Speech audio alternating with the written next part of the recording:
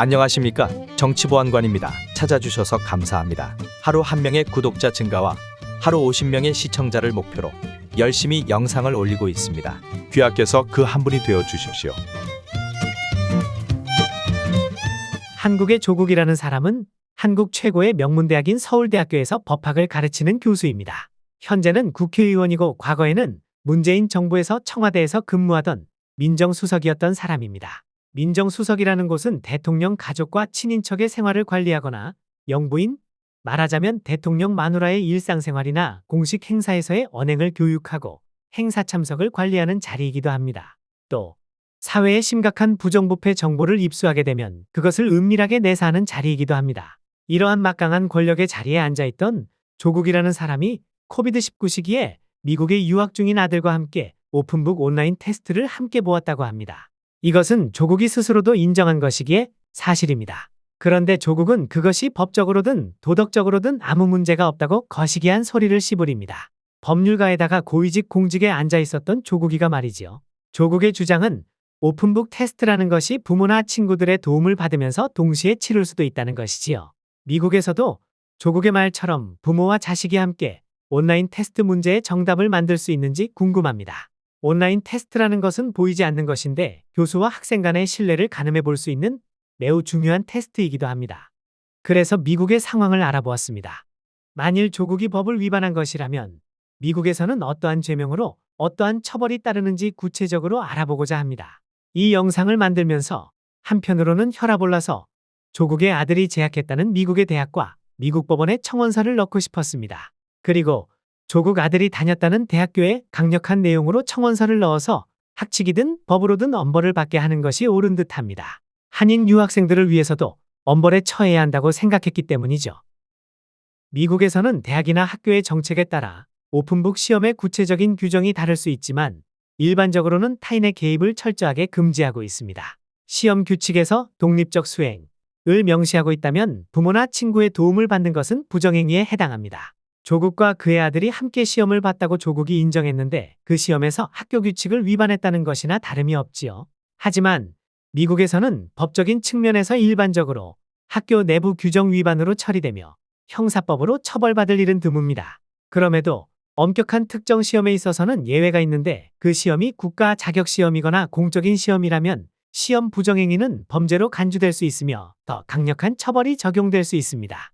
따라서 조국이 주장한 것처럼 부모나 친구의 도움을 받으면서 시험을 치르는 것은 미국의 교육제도에서는 허용되지 않으며 부정행위로 간주됩니다. 이를 어길 경우 학생은 학업 성취를 할 수 없거나 1년 이상의 유급에 처해지거나 퇴학을 당하는 등의 큰 불이익을 받을 가능성이 있습니다. 그럼에도 같은 케이스로 미국에서 처벌을 받은 예가 있는데요. 가장 최근 케이스 몇 가지만 예를 들어봅니다. 미국에서 최근 학문적 부정행위 또는 부모의 지원과 관련하여 처벌받은 사례로는 유명한 대학 입학 비리 스캔들인 영어로는 Operation Varsity Blues가 있습니다. 이 사건에서는 여러 부모가 돈을 지불하여 자녀들의 입시 성적을 조작하거나 스포츠 특기생으로 위장하여 명문대에 입학시키려 한 사실이 밝혀졌습니다. 기억이 가물거리기는 하지만 저도 언론을 통해서 들은 기억이 납니다. 이 사건은 배우 펠리시티 허프먼이 딸의 SAT 성적을 조작하기 위해 15,000달러를 지불했고 이것이 발각되어 14일간의 징역형과 3만 달러의 벌금형을 선고받았습니다. 또한 다른 부모인 데빈 슬로는 자녀를 가짜 수상 선수로 등록시키기 위해 25만 달러를 지불했고 또한 이것이 발각되어서 4개월의 징역형과 9만 5천 달러의 벌금을 부과받았습니다. 벌금에 그것으로는 부족했는지 4개월간의 징역형까지 어마어마한 처벌이죠.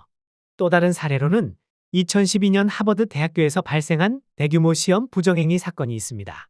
약 125명의 학생들이 온라인 시험 중에 서로 답을 공유한 혐의로 조사를 받았고 이 중 일부는 1년간 학업 중지 처분을 받았습니다. 이 사건은 미국 내 대학들에서 학문적 정직성에 대한 경각심을 일깨우는 중요한 사례로 남았습니다.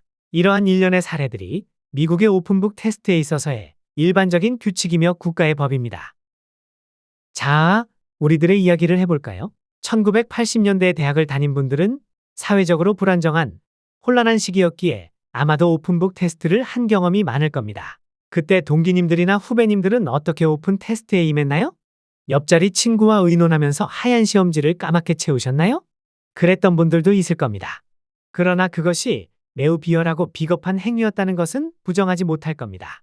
그런데 조국은 더군다나 법률가입니다. 그것도 대한민국 최고의 명문대학인 서울대학교에서 교수로 역임하며 학생들을 가르쳤습니다. 그런데 그런 사람이 유학가 있는 아들과 함께 온라인 오픈북 테스트를 협력하여 정답을 만들어 주었습니다. 이것이 있을 수 있는 일입니까? 최소한 법률가이고 서울대학 교수로서 학생들에게 법을 가르치는 사람은 이런 부정 행위를 해서는 절대로 안 되는 거 아닙니까? 그 애비의 그 자식 시궁창이 아니겠습니까? 자식은 부모를 보고 배우는 것이 가장 많습니다. 더 한심한 것은 이런 사람을 국민의 대표인 국회의원으로 만들어주는 거시기 인간인 거시기들이죠.